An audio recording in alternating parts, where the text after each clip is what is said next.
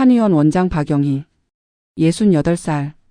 그녀는 평생 세 가지 기준으로 사람을 판단하며 살아왔다. 체면, 가문, 품격. 이것이 그녀의 세상을 지배했다. 30년간 이어온 한의원, 주변의 존경, 흠잡을 데 없는 집안. 영희는 이 모든 것을 지켜내는 것이 자신의 의무라 믿었다. 어느 저녁 아들 민수가 조심스럽게 말했다. 엄마, 소개할 사람이 있어요. 결혼을 생각하고 있습니다. 영희의 젓가락이 멈췄다. 38살 아들의 결혼 소식. 기다려왔던 말이었다. 당연히 좋은 집안, 괜찮은 직장이겠거니 생각했다. 그래? 어떤 분이신데?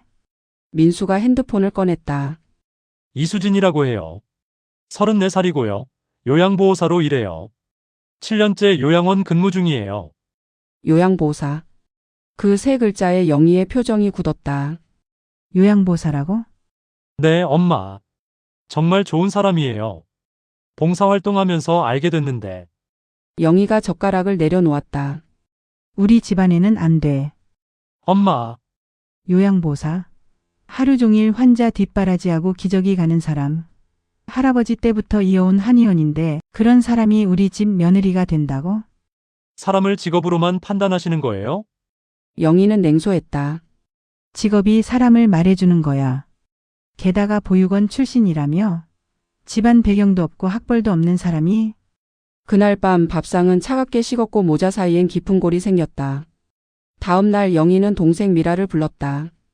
65살의 미라는 언니 못지않게 체면을 중시했다. 민수가 결혼한다는데 상대가 요양보호사래. 보육원 출신이고. 미라의 얼굴이 일그러졌다. 뭐, 요양보호사? 안 돼. 언니, 그런 애는 아무리 잘해봐야 소용없어. 학벌도 없고 하는 일도 천한데. 민수 아깝지 않아? 내가 그러니까. 근데 민수가 막무가내야. 한번 만나보래. 미라가 찻잔을 내려놓았다. 만나서 뭐 해? 겉으로만 착한 척하겠지. 언니, 그러니까 직접 확인해야 해. 저 애가 일하는 모습을 봐야 돼. 영희의 눈빛이 변했다. 그걸 어떻게? 언니가 직접 가면 되잖아. 요양원에 환자로 들어가는 거야. 시어머니인 줄 모를 때 진짜 모습이 나오니까. 그 말에 영희는 깊은 생각에 잠겼다. 미친 생각 같았지만 동시에 가장 확실한 방법이었다. 사흘 후 영희는 결심했다. 요양원 위장 입소. 수진이 근무하는 은빛요양원에 연락했다. 다행히 자리가 있었다. 영희는 거울 앞에 섰다. 평소 단정하게 빗던 머리를 흐트러뜨렸다. 화장은 하지 않았다. 깔끔한 옷 대신 오래된 남색 카디건을 꺼냈다. 그리고 걸음걸이 연습. 절뚝절뚝. 이 정도면 되겠지. 미라가 전화했다. 언니, 진짜 하는 거야? 월요일에 들어가. 미쳤어. 한의원 원장이 요양원의 환자로? 이게 제일 확실해. 내가 시어머니인 줄 모를 때 진짜 모습이 나오니까. 입소 전날 밤 영희는 잠들지 못했다. 과연 수지는 어떤 사람일까? 민수가 좋다는 여자. 혹시 내가 잘못 생각하는 걸까? 아니야. 직업은 거짓말 안 해. 요양보호사, 보육원 출신. 명백한 사실이고 우리 집안과는 맞지 않아. 월요일 아침. 영희는 택시로 은빛요양원에 도착했다. 깔끔한 3층 건물. 영희는 일부러 절뚝거리며 입구로 걸어갔다. 박영희 님 맞으시죠? 이쪽으로 오세요. 젊은 직원이 방을 안내했다. 작지만 깨끗한 2인실. 창문으로 햇빛이 들어왔다. 영희가 짐을 풀 때 노크 소리가 들렸다. 박영희 님 오리엔테이션 드리러 왔습니다. 문이 열리고 한 여성이 들어왔다. 단정한 유니폼, 짧게 묶은 머리, 따뜻한 미소. 안녕하세요. 저는 이수진입니다. 이곳에서 어르신들을 돌보는 요양보호사예요. 영희의 심장이 쿵 내려앉았다. 수진. 민수가 결혼하겠다는 바로 그 여자가 지금 자신 앞에 있었다. 아, 네, 안녕하세요. 영희는 침착하게 대답했다. 수진은 친절하게 식사 시간, 프로그램 일정, 응급 상황 대처법을 설명했다. 공손한 말투, 밝은 표정. 영희는 수진을 관찰했다. 말투는 괜찮네. 하지만 이건 기본이야. 누구나 처음엔 이래. 중요한 건 진짜 상황에서 어떻게 행동하는가지. 혹시 궁금한 거 있으세요? 아니요, 없어요. 네, 그럼 편히 쉬세요. 점심시간에 다시 올게요. 수진이 나가고 영희는 혼자 남았다. 창밖을 보며 생각했다. 이제부터야. 저 아이의 진짜 모습을 보는 건. 점심시간. 수진이 다시 왔다. 박영희님 식당으로 모시러 왔어요. 무릎이 좀 아파서요. 아, 제가 부축해 드릴게요. 수진이 영희의 팔을 잡았다. 조심스럽지만 확실하게. 복도를 걷는데 휠체어 탄 할아버지가 소리쳤다. 수진 씨, 나 좀 도와줘요. 수진이 미소 지었다. 김 할아버지, 제가 지금 다른 어르신 모시는 중이에요. 잠깐만 기다려 주실래요? 박영희님 모시고 오면 바로 갈게요. 약속해요. 할아버지가 투덜댔지만 수진은 미소를 잃지 않았다. 식당에서 수진은 쉴 틈 없이 움직였다. 이 할머니 국 더 떠다 드리고 저 할아버지 물 따라 드리고. 영희는 조용히 관찰했다. 일은 열심히 하네. 하지만 당연한 거야. 월급 받고 하는 일이니까. 그날 저녁 영희는 미라에게 몰래 문자했다. 입소했어. 수진 만났어. 아직 판단 이르지만 일은 열심히 하는 것 같아. 미라의 답장. 언니 조심해. 자세히 봐. 사람은 시간 지나야 진짜 모습 나오니까. 영희는 핸드폰을 끄고 침대에 누웠다. 복잡한 마음이었다. 과연 수진은 어떤 사람일까? 며칠 더 봐야 해. 진짜 모습은 시간이 지나야 드러나니까. 다음 날 아침. 노크 소리와 함께 수진이 들어왔다. 박영희님 아침이에요. 잘 주무셨어요? 네, 괜찮았어요. 수진이 커튼을 열자 햇빛이 쏟아졌다. 날씨 정말 좋네요. 아침 먹고 산책하실래요? 정원이 예뻐요. 영희는 수진의 얼굴을 봤다. 진심 어린 미소, 피곤 없는 밝은 표정. 아침부터 저렇게 밝을 수 있나? 의심은 여전했지만 동시에 작은 의문도 들었다. 혹시 내가 잘못 생각하는 걸까? 하지만 영희는 그 생각을 곧 지웠다. 아니야. 아직 이틀밖에 안 됐어. 더 봐야 해. 이렇게 박영희의 관찰이 시작됐다. 며느리 후보의 진짜 모습을 찾기 위한 위험하고 기묘한 여정. 과연 그녀는 무엇을 발견할까? 그 끝엔 어떤 진실이 기다리고 있을까? 은비조양원 입소 3일째. 영희는 본격적으로 계획을 실행에 옮기기 시작했다. 치매 초기 환자처럼 행동하기. 가끔 멍하니 있다가 갑자기 이상한 질문을 던지고 방금 한 말을 다시 반복하고. 영희는 이 모든 것을 계산된 연기로 해냈다. 요양원 직원들은 익숙한 듯 다정하게 영희를 대했다. 하지만 그 중에서도 수지는 유독 달랐다. 더 차분하고 더 따뜻했다. 마치 진짜 가족을 대하듯. 박 어르신, 오늘 기분은 어떠세요? 수지는 매일 아침 영희의 방에 들어오며 밝게 인사했다. 영희는 그 미소를 관찰했다. 억지스러운가? 아니면 진짜인가? 그리고 영희는 결심했다. 본격적인 테스트를 시작할 때가 됐다고. 첫 번째 테스트는 식사 시간이었다. 수진이 식판을 가져왔다. 어르신, 오늘 메뉴는 미역국이랑 생선구이예요. 맛있게 드세요. 영희는 식판을 힐끗 보더니 인상을 찌푸렸다. 이게 뭐야? 밥맛 없어 보이는데. 어머, 그러세요? 그럼 다른 반찬 더 가져다 드릴까?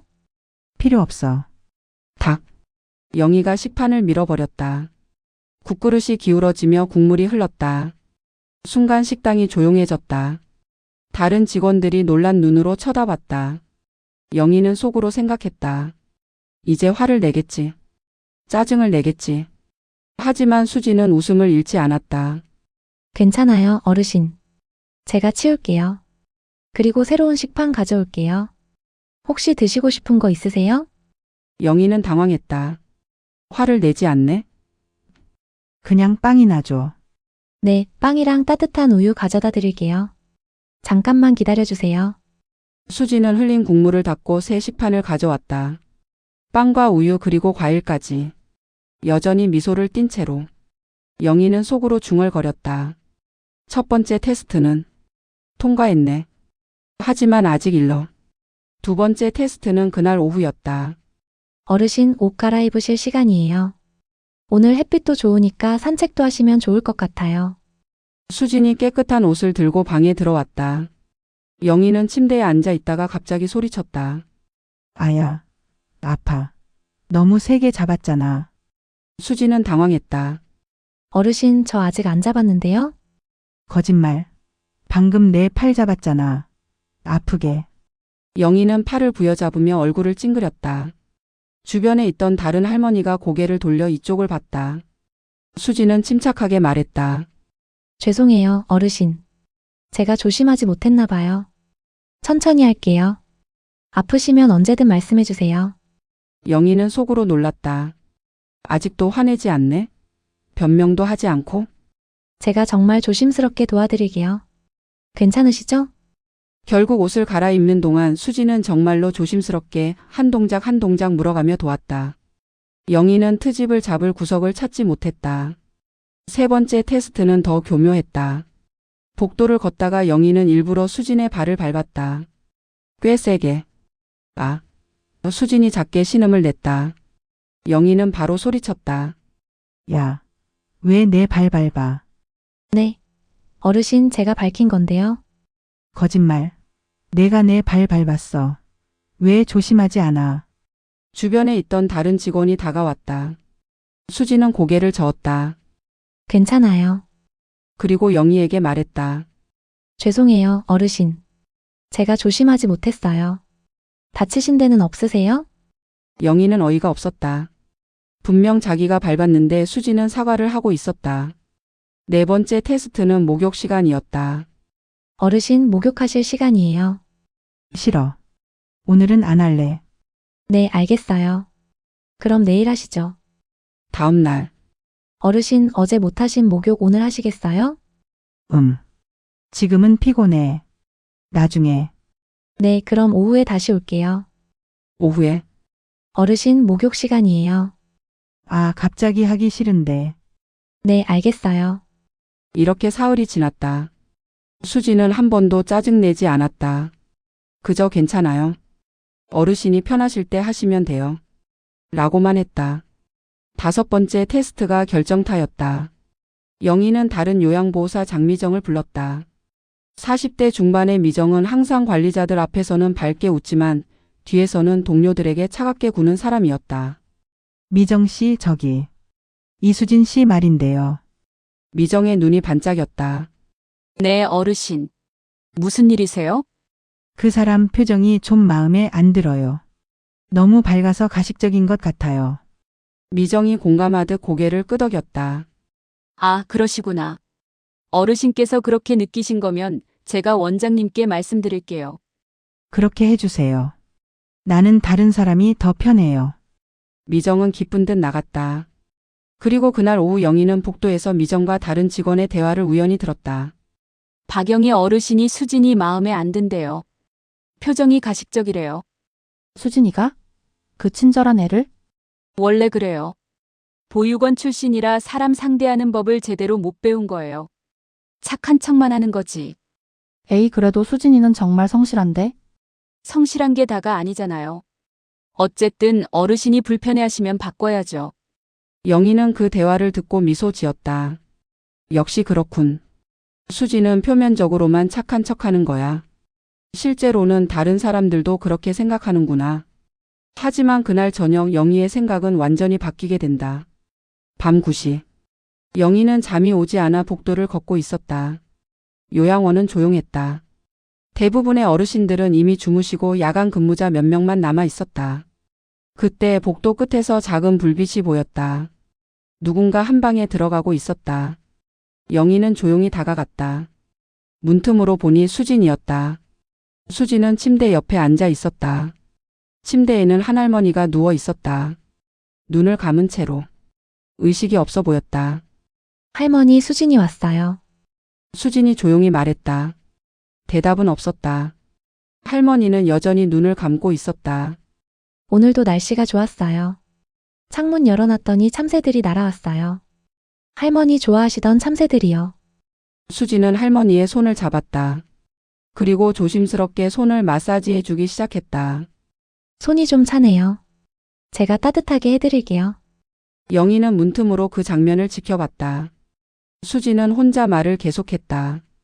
이번 주 토요일에 음악회가 있대요. 할머니 좋아하시던 트로트 가수 나온대요. 제가 녹음해서 들려드릴게요. 대답 없는 할머니에게 수지는 마치 대화하듯 이야기했다. 영희는 복도로 돌아와 한 간호사에게 물었다. 저기 307호에 계신 할머니는 누구세요? 아, 김순자 할머니요? 3년째 의식이 없으세요? 뇌졸중으로 쓰러지신 후로 가족은요? 자녀분들이 몇 달에 한 번씩 오시는데 바쁘신가 봐요? 요즘은 거의 안 오세요? 그럼 저렇게 돌보는 사람은 수진 씨가 자원에서 맡았어요? 월급 나오는 것도 아닌데 퇴근 전에 항상 들러서 말동무해드리고 마사지해드리고 벌써 2년째예요? 영희는 할 말을 잃었다. 수진 씨가 그러더라고요. 의식이 없어도 사람의 목소리는 들린다고? 혼자 계시면 너무 외로우실 거라고? 그날 밤 영희는 침대에 누워 잠들지 못했다. 수진이 시킨 테스트들이 머릿속을 스쳐 지나갔다. 밥을 밀어버렸을 때, 발을 밟았을 때, 고자질했을 때. 그 모든 순간에 수진은 화내지 않았다. 변명하지 않았다. 그저 미소 지으며 이해했다. 그리고 의식 없는 할머니를 돌보는 모습. 아무도 보지 않는 곳에서 월급도 나오지 않는데 2년째 말동무를 해주고 있다니.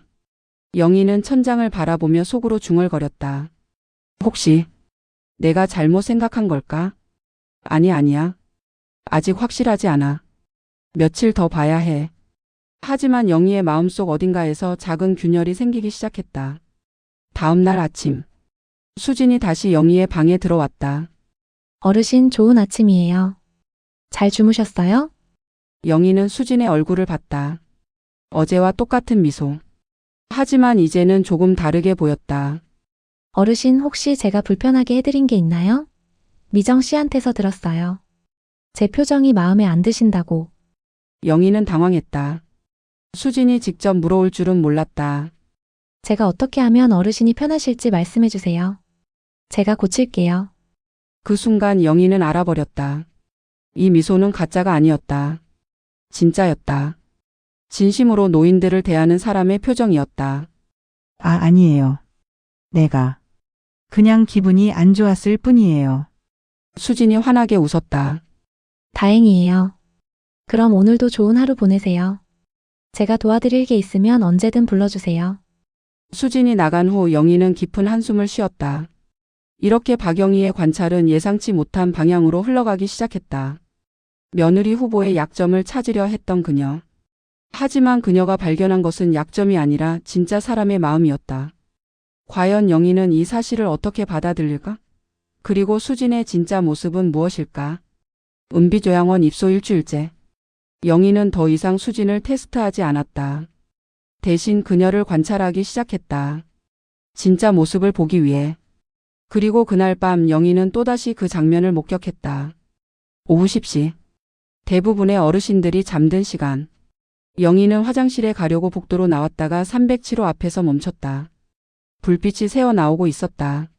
문틈으로 들여다보니 역시 수진이었다.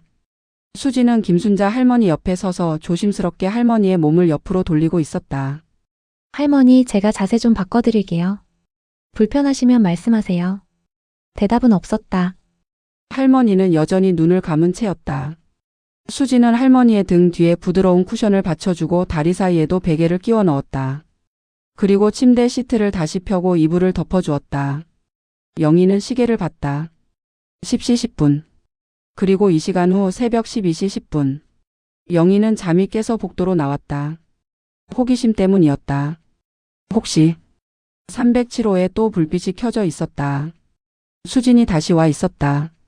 이번에는 할머니를 반대쪽으로 돌리고 있었다. 영희는 놀랐다. 이 시간마다? 밤에도? 다음 날 아침 영희는 간호사에게 물었다. 저기 수진 씨는 밤 근무도 해요. 아니요, 수진 씨는 낮 근무예요. 오전 8시부터 오후 6시까지? 그럼 밤에는? 밤에요? 밤에는 집에 가 있죠? 영희는 혼란스러웠다. 그럼 어젯밤에 본 건 뭐지? 그날 저녁 영희는 일부러 깨어 있었다. 그리고 10시가 되자 조용히 복도로 나왔다. 수진이 현관으로 들어오고 있었다. 퇴근 후 다시 온 것이었다. 수진은 307호로 직행했다. 영희는 몰래 뒤따라갔다. 문틈으로 보니 수지는 할머니의 자세를 바꾸고 있었다. 그리고 조심스럽게 할머니의 손을 들어 올렸다. 손가락 하나하나를 천천히 펴기 시작했다. 할머니 손가락 운동 시간이에요. 조금만 참으세요. 수지는 각 손가락을 부드럽게 구부렸다 펴기를 반복했다. 엄지, 검지, 중지, 약지, 새끼손가락. 그리고 손목도 천천히 돌렸다. 손이 굳으면 나중에 아프실 거예요. 제가 매일 해드릴게요. 영희는 그 장면을 보며 가슴이 먹먹해졌다.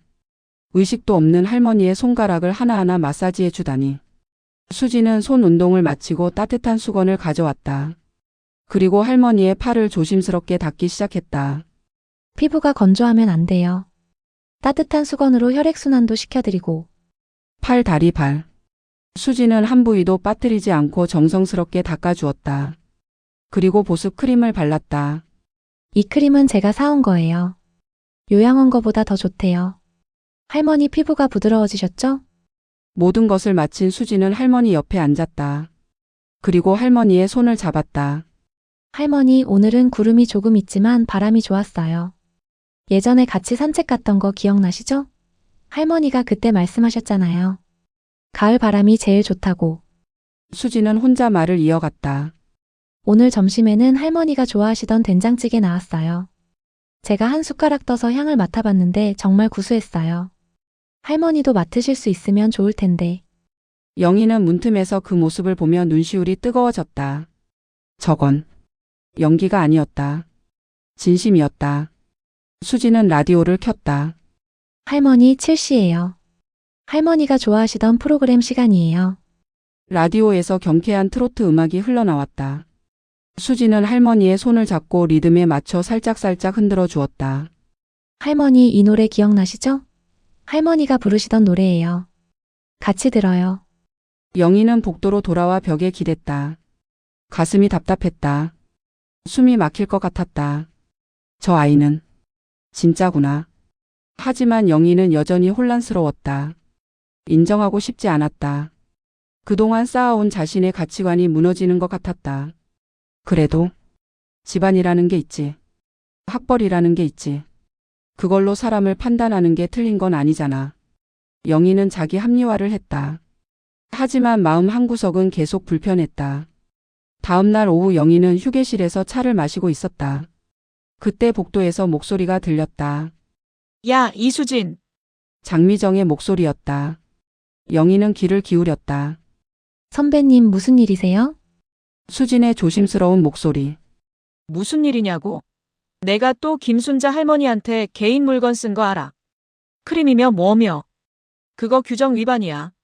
죄송해요, 선배님. 그냥 할머니 피부가 너무 건조하셔서. 건조하면 요양원 거 쓰면 되지. 왜 내 돈으로 사와? 다른 직원들한테 부담 주는 거 몰라. 아니에요, 선배님. 제가 하고 싶어서 한 거예요. 하고 싶어서? 미정이 비웃었다. 내가 그렇게 잘났으면 부모가 버리지도 않았겠지. 보육원 출신 주제에 너무 나대지 마. 착한 척 해봤자 내 출신은 안 바뀌어. 영희는 숨이 멎는 것 같았다. 저런 말을. 복도에 침묵이 흘렀다. 수진이 울거나 화를 낼 거라고 예상했다. 하지만 수진의 대답은 예상 밖이었다. 선배님. 죄송하지만 저는 그렇게 생각하지 않아요. 수진의 목소리는 떨렸지만 분명했다. 부모님이 저를 키울 수 없으셨던 건 부모님의 사정이 있으셨던 거예요. 저를 버린 게 아니라 살려주신 거예요. 보육원에 맡기신 것도 저를 사랑하셨기 때문이에요. 미정이 코웃음 쳤다. 그렇게 위로하고 살아? 위로가 아니에요. 사실이에요. 수진이 말을 이었다. 그리고 선배님, 저는 부모님 대신 제가 만나는 어르신들을 소중히 챙기고 싶어요. 김순자 할머니는 가족이 안 오시잖아요. 그럼 제가 가족처럼 대해드리고 싶어요. 웃기네. 그래봤자 넌 요양보호사일 뿐이야. 가족 행세하지 마. 네, 맞아요. 저는 요양보호사예요. 하지만 그래도 할 수 있는 최선을 다하고 싶어요. 미정이 혀를 찼다. 알아서 해. 근데 다른 직원들한테 부담 주지는 마. 발소리가 멀어졌다. 미정이 가는 소리였다. 영희는 휴게실에서 나와 복도를 봤다. 수진이 벽에 기대 서 있었다. 눈물을 닦고 있었다. 하지만 곧 고개를 들고 깊게 숨을 쉬고 다시 미소를 지었다. 그리고 김순자 할머니의 방으로 걸어갔다. 영희는 그 뒷모습을 보며 가슴이 먹먹해졌다. 저런 말을 어떻게 아무렇지 않게 들을 수 있지? 아니, 아무렇지 않은 게 아니었다. 수진도 울었다. 하지만 그래도 다시 일어섰다. 할머니에게 가기 위해. 그날 밤 영희는 침대에 누워 천장을 바라봤다. 잠이 오지 않았다. 의심과 죄책감이 뒤섞였다. 혼란스러웠다. 내가 잘못 생각한 걸까? 평생 지켜온 가치관, 체면 가문 풍경, 학벌과 집안 배경으로 사람을 판단하는 것. 그게 정말 옳은 걸까? 하지만 그게 틀렸다면 내 인생은 뭐였지? 영희는 혼란스러웠다. 인정하고 싶지 않았다. 하지만 부정할 수도 없었다. 수지는 진짜였다. 가식이 아니었다. 연기가 아니었다. 그녀는 의식 없는 할머니를 이 시간마다 돌보고 손가락을 하나하나 마사지해주고 자비로 크림을 사다 발라주고 라디오를 켜주는 사람이었다. 월급도 나오지 않는데 아무도 보지 않는 곳에서 2년째. 그리고 모욕적인 말을 들어도 눈물을 닦고 다시 일어서는 사람이었다. 영희의 눈에서 눈물이 흘렀다. 처음으로 자신이 부끄러웠다. 나는 무엇을 위해 여기 온 걸까? 며느리 후보의 약점을 찾기 위해. 결혼을 막기 위해. 하지만 지금 영희가 본 것은 약점이 아니었다. 진짜 사람의 마음이었다. 돈으로 살 수 없는 것. 학벌로 증명할 수 없는 것. 집안으로 물려받을 수 없는 것. 바로 진심이었다. 다음 날 아침 수진이 영희의 방에 들어왔다. 어르신 좋은 아침이에요. 영희는 수진을 봤다. 어제의 눈물 자국은 없었다. 여전히 밝은 미소였다. 수진 씨. 네, 어르신? 영희는 말하려다 멈췄다. 아직 아니야.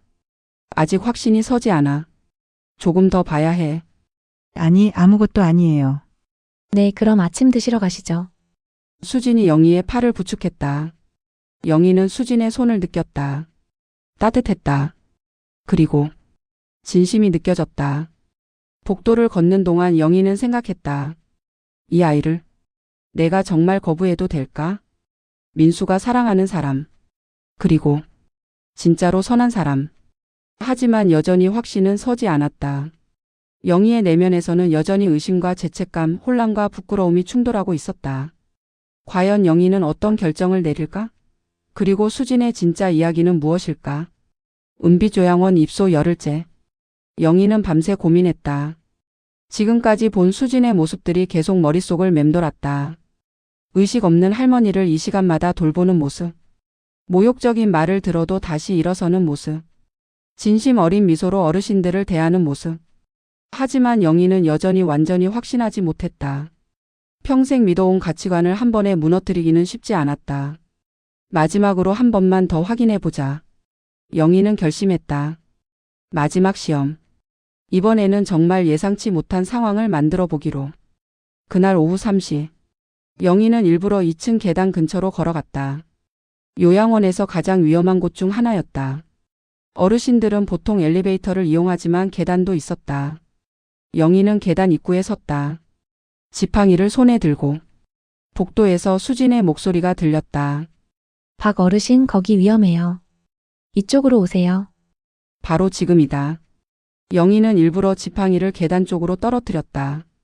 그리고 그것을 집으려고 몸을 숙였다. 어르신, 안 돼요. 수진이 소리쳤다. 영희는 지팡이를 집으려 손을 뻗었다. 계획대로라면 수진이 달려와 도와주고 그 반응을 보면 되는 것이었다. 하지만 그 순간 예상치 못한 일이 벌어졌다. 영희의 발이 미끄러졌다. 신발 밑창에 뭔가 미끄러운 것이 묻어 있었던 것이다. 몸이 앞으로 기울어졌다. 계단 쪽으로. 영희는 순간 공포를 느꼈다. 이건 연기가 아니었다. 진짜로 넘어지고 있었다. 아, 머리가 하얗게 변했다. 계단으로 떨어지면 68살의 몸으로는. 그 순간 탁, 누군가 영희의 몸을 붙잡았다. 전력으로 달려온 수진이었다. 수진은 영희의 허리를 감싸며 몸을 뒤로 당겼다. 하지만 영희의 체중을 감당하지 못하고 둘 다 바닥으로 넘어졌다. 쿵. 수진이 바닥에 떨어졌다. 영희는 수진의 위에 쓰러졌다. 수진이 방석이 되어준 것이었다. 으흑. 수진의 신음소리가 들렸다. 하지만 수진의 팔은 여전히 영희를 감싸고 있었다. 어르신. 괜찮으세요? 영희는 충격에 멍하니 있었다. 심장이 미친 듯이 뛰었다. 진짜로 넘어질 뻔했다. 아니, 넘어졌다. 만약 수진이 없었다면. 어르신 어디 다친 데 없으세요? 머리는요? 허리는요? 수진이 일어나려고 했지만 얼굴을 찡그렸다. 손목을 붙잡았다. 영희는 그제야 정신을 차렸다. 당신 손목. 수진의 손목이 이상하게 꺾여 있었다. 영희를 붙잡으면서 손목으로 바닥을 짚은 것이었다. 괜찮아요, 어르신. 어르신이 다치지 않으셨으면 됐어요. 수진이 미소 지으려 했지만 고통 때문에 얼굴이 일그러졌다. 아니, 괜찮은 게 아니잖아. 손목이 저렇게. 영희는 당황했다. 계획에 없던 일이었다. 수진이 다칠 거라고는 생각하지 못했다. 정말 괜찮아요. 중요한 건 어르신이에요. 혹시 숨쉬기 힘드세요? 가슴이 아프세요? 수진은 자신의 손목보다 영희를 먼저 걱정했다. 그때 복도에서 장미정이 나타났다. 천천히 걸어오며 팔짱을 꼈다. 아휴, 또 사고야. 미정의 목소리에는 걱정이 전혀 없었다. 오히려 귀찮다는 표정이었다. 선배님 빨리 도와주세요. 어르신이. 어르신은 멀쩡해 보이는데 너만 다친 거 아니야? 미정이 비웃듯 말했다. 저런 환자 하나도 제대로 못 보면서 결혼을 한다고? 웃기네. 수진의 얼굴이 굳었다. 하지만 아무 말도 하지 않았다. 영희는 믿을 수 없었다. 동료가 다쳤는데 저런 반응이라니. 다른 직원들이 소리를 듣고 달려왔다. 무슨 일이에요? 수진 씨 손목이 다쳤어요? 빨리 병원에. 한 간호사가 수진의 손목을 보더니 놀랐다. 이거 심각한데요. 빨리 병원 가야겠어요. 저는 괜찮아요. 먼저 어르신 검사하세요. 수진 씨 손목이 저런데 괜찮을 리가 없잖아요. 영희는 수진을 봤다. 고통스러운 표정이지만 여전히 자신을 먼저 걱정하는 눈빛. 이 아이는 진짜구나. 30분 후 요양원 사무실. 원장과 관리자들이 모였다. 사고 보고를 받기 위해서였다. 그래서 어떻게 된 거죠? 원장이 물었다. 장미정이 먼저 입을 열었다. 수진 씨가 박영희 어르신을 무리하게 모시다가 사고가 난 거예요. 영희는 깜짝 놀랐다. 저게 무슨 소리야? 무리하게요? 네, 어르신을 계단 근처까지 데리고 가서. 아무래도 경험이 부족해서 그런 것 같아요. 미정은 태연하게 거짓말을 했다. 그건 아닌 것 같은데요? 다른 직원이 끼어들었다. 제가 봤을 때는 수진 씨가 어르신을 구하려고. 당신은 현장에 없었잖아요. 나는 바로 옆에서 봤어요. 미정이 단호하게 말했다. 영희는 분노가 치밀어 올랐다. 저 여자는 전혀 바로 옆에 있지 않았다. 한참 뒤에 나타났다. 게다가 원장님, 미정이 말을 이었다. 수진 씨 요즘 개인적인 일로 정신이 없는 것 같아요. 결혼 이야기도 하고, 결혼? 네, 자기 남자친구 이야기만 하고, 일에 집중을 못하는 것 같아요. 영희는 참을 수 없었다. 저건 명백한 거짓말이었다. 수지는 단 한 번도 개인 이야기를 한 적이 없었다. 항상 어르신들만 신경 썼다. 잠깐만요. 영희가 입을 열었다. 모두가 영희를 봤다. 박 어르신, 혹시 무슨 말씀하실 게 있으세요? 네, 있어요. 영희는 단호하게 말했다. 그건 사실이 아니에요. 미정의 얼굴이 굳었다. 어르신, 무슨 말씀이세요? 수진 씨는 잘못이 없어요. 제가 계단 근처에 간 거예요. 지팡이를 떨어뜨려서 그걸 집으려고 했어요. 그리고 수진 씨는 저를 구하려고 달려왔고. 하지만 어르신, 치매 초기시라고 하셔서 기억이 정확하지 않으실 수도. 미정이 교묘하게 영희의 말을 의심했다. 내 기억은 정확해요. 영희가 소리쳤다. 사무실이 조용해졌다. 수진 씨는 저를 구하려다가 다친 거예요. 잘못이 아니라 영웅적인 행동이에요. 그런데 왜 책임을 돌리려고 하는 거죠? 원장이 미정을 봤다. 미정 씨, 설명해 보세요. 미정은 당황했다. 저는 제가 본 대로 말씀드린 거예요. 당신은 나중에 왔잖아요. 영희가 단호하게 말했다. 수진 씨가 저를 구하고 나서 한참 뒤에 나타났어요. 그리고 팔짱을 끼고 서서 또 사고냐고 했어요. 미정의 얼굴이 새하얗게 변했다. 원장이 한숨을 쉬었다. 미정 씨, 이건 심각한 문제예요. 거짓 보고는 제가 잘못 본 거예요. 죄송해요.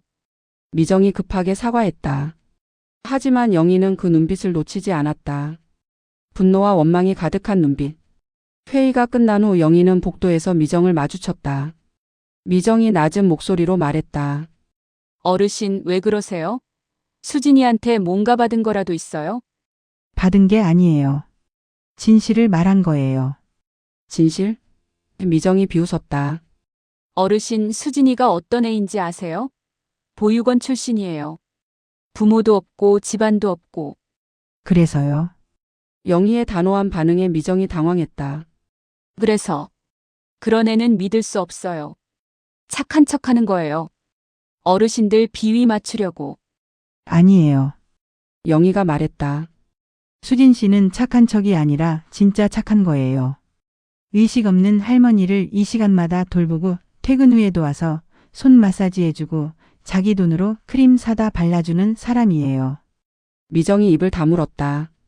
그리고 당신이 모욕적인 말을 해도 참고 거짓 보고를 해도 변명하지 않는 사람이에요. 그게 착한 척으로 보여요.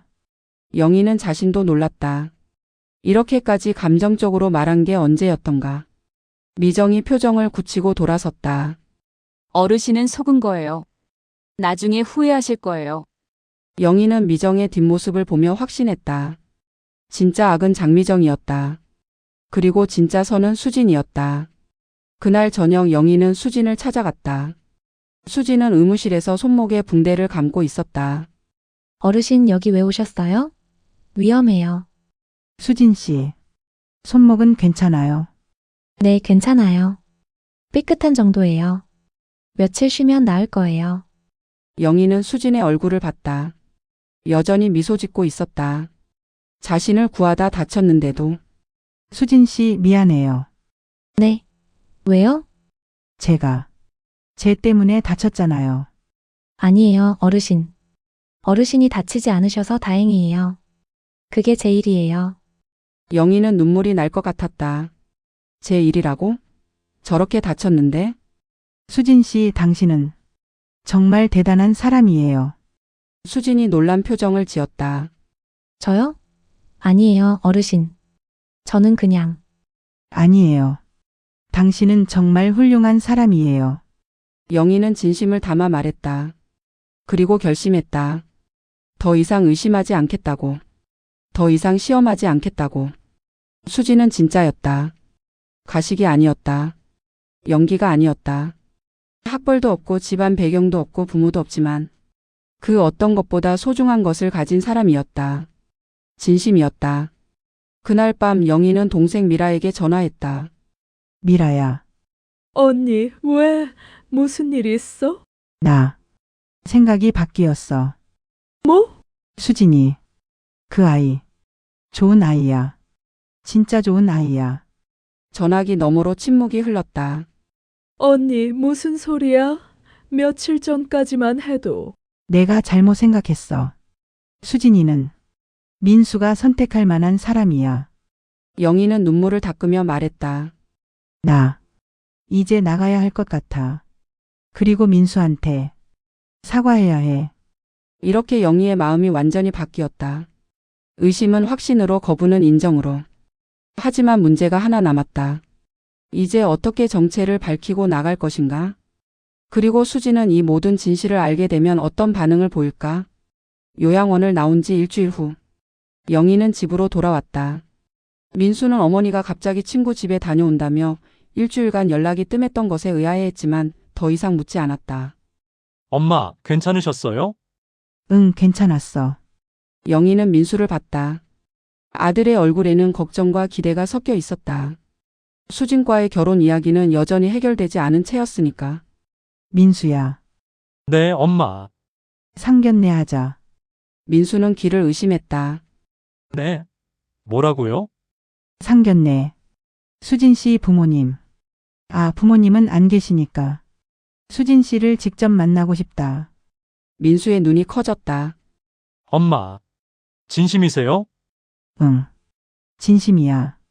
이번 주 토요일 괜찮을까? 민수는 믿을 수 없다는 표정이었다. 하지만 곧 환하게 웃었다. 네. 제가 수진이한테 말할게요.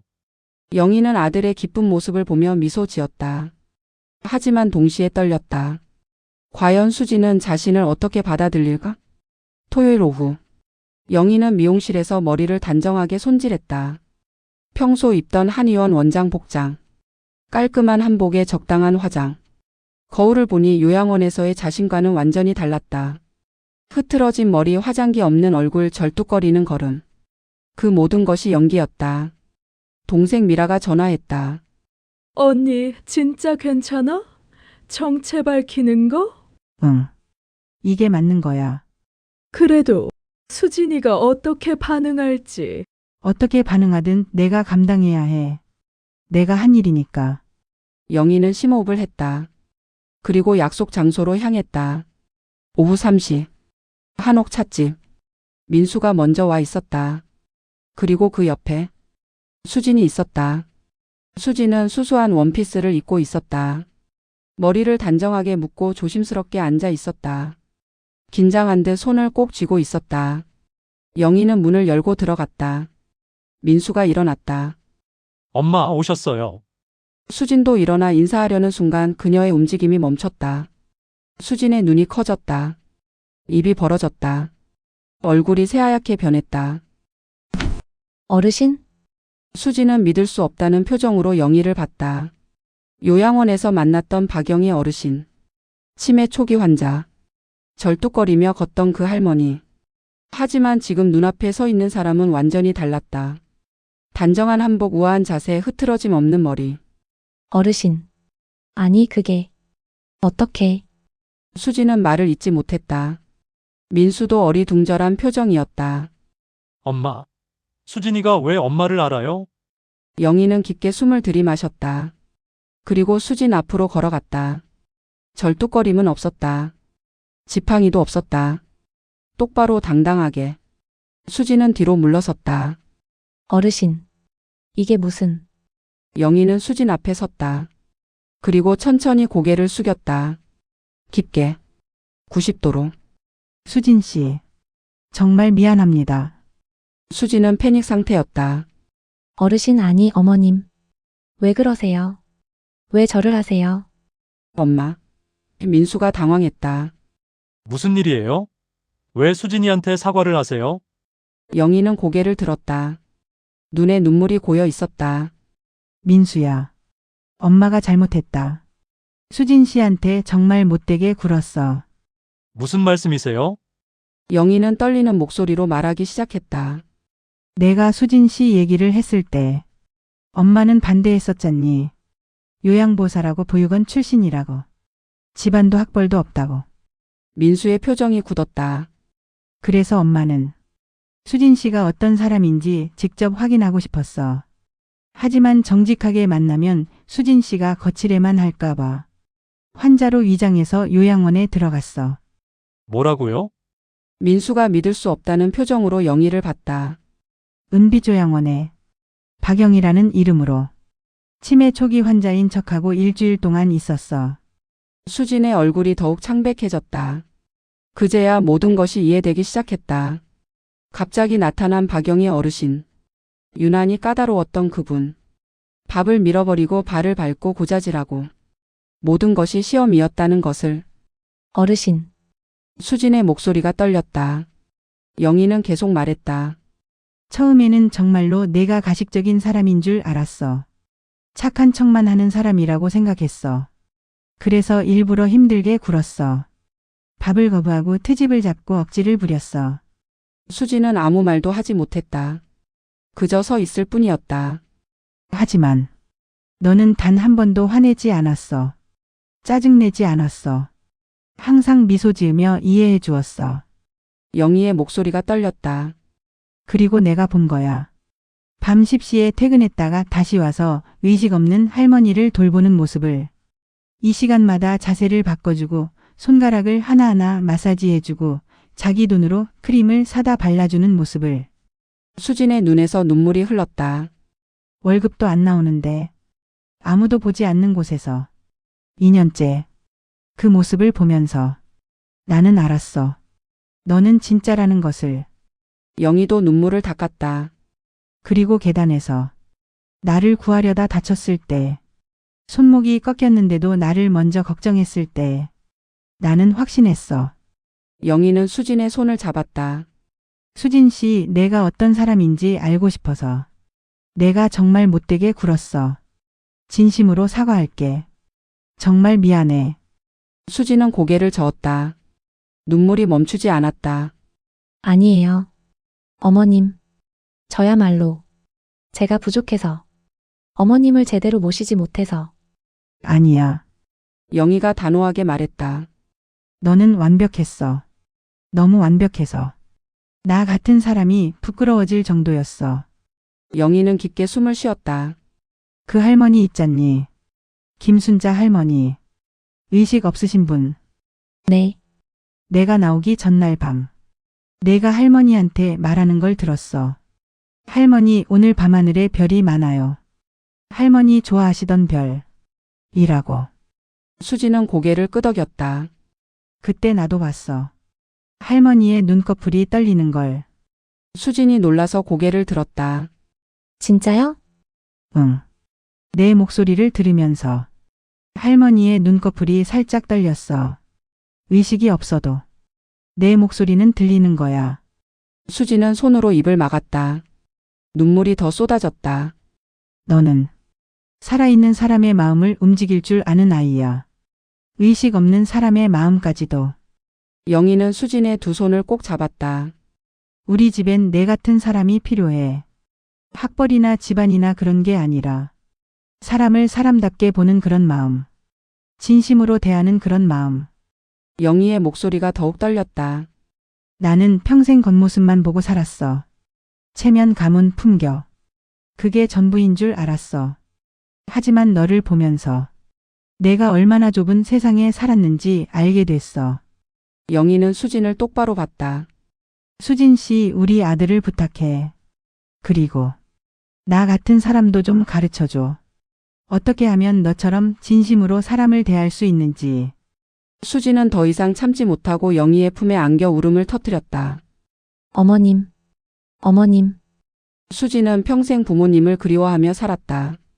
보육원에서 자라며 어머니라는 단어를 꿈꿔왔다. 그리고 지금 처음으로 진짜 어머니를 만난 것 같았다. 영희도 수진을 꼭 안았다. 자신도 모르게 눈물이 흘렀다. 민수는 그 모습을 보며 눈물을 닦았다. 그의 두 사랑하는 사람, 어머니와 연인, 드디어 하나가 되었다. 잠시 후 세 사람은 자리에 앉았다. 차를 마시며 이야기를 나눴다. 어머님 손목은 괜찮으세요? 수진이 걱정스럽게 물었다. 아, 이거? 영희가 손목을 보였다. 거의 다 나았어. 너 덕분에 큰 사고를 면했어. 제가 어머님을 더 잘 모셨어야 했는데. 아니야. 너는 이미 최선을 다했어. 영희는 수진의 손을 잡았다. 그리고 민수야. 네, 엄마. 엄마가 미안해. 내 선택을 믿지 못했어. 하지만 이제 알겠어. 내가 왜 수진 씨를 사랑하는지. 민수가 환하게 웃었다. 고마워요, 엄마. 수진 씨, 우리 집안에 꼭 들어와줘. 부탁이야. 수진이 고개를 숙였다. 네. 감사합니다, 어머님. 영희는 창밖을 봤다. 봄 햇살이 따뜻하게 비쳐들었다. 새로운 시작이었다. 그리고 수진 씨. 네, 어머님. 김순자 할머니. 내가 가끔 찾아뵙고 싶어. 괜찮을까? 수진의 눈이 빛났다. 정말요? 할머니가 정말 좋아하실 거예요. 그래. 그리고 너한테 배우고 싶어. 어떻게 하면 사람을 진심으로 대할 수 있는지. 수진이 고개를 저었다. 어머님이 이미 하고 계세요. 저한테 이렇게 솔직하게 사과하신 것. 그게 진심이에요. 영희는 미소 지었다. 그리고 생각했다. 68살에 깨달은 것. 진짜 가치는 겉모습이 아니라 마음이라는 것. 학벌이나 집안이 아니라 진심이라는 것. 그리고 그것을 가르쳐 준 것은 바로 이 젊은 여성이었다. 보육원 출신의 요양보호사인 수진이었다. 세 사람은 오랫동안 앉아 이야기를 나눴다. 웃기도 하고 울기도 하고 계획도 세우고 결혼식 날짜를 잡고 김순자 할머니를 어떻게 돌볼지 의논하고 앞으로의 삶에 대해 이야기했다. 해가 질 무렵 세 사람은 찻집을 나왔다. 영희는 수진과 민수를 봤다. 서로의 손을 꼭 잡고 있는 두 사람. 사랑하는 사람들. 그리고 깨달았다. 이날 진짜 가족이 탄생했다는 것을. 혈연이 아니라 마음으로 맺어진 가족. 서로를 이해하고 존중하고 사랑하는 가족. 영희는 하늘을 올려다봤다. 봄 하늘이 맑았다. 이제 시작이야. 영희는 속으로 중얼거렸다. 새로운 가족과 함께하는 새로운 시작. 그리고 진심으로 사람을 대하는 법을 배우는 시작. 68살 늦은 나이지만 괜찮았다. 배우는데 늦은 나이는 없으니까. 세 사람은 햇살 아래를 걸어갔다. 새로운 미래를 향해. 6개월 후. 민수와 수진의 결혼식이 열렸다. 작지만 따뜻한 결혼식이었다.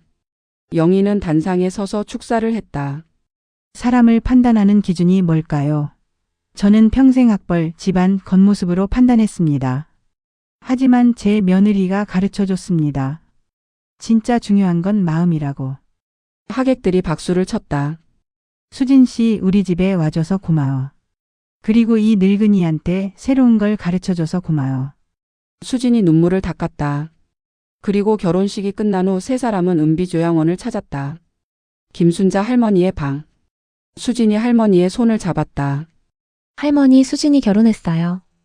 정말 좋은 사람 만났어요. 할머니는 여전히 눈을 감고 있었다. 하지만 손가락이 살짝 움직였다.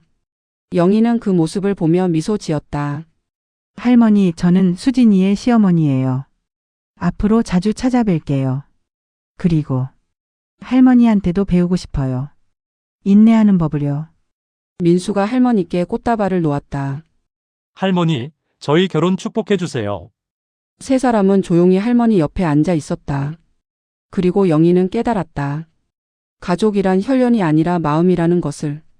사랑이란 조건이 아니라 진심이라는 것을. 그리고 배움에는 나이가 없다는 것을. 창밖으로 가을 햇살이 비쳤다.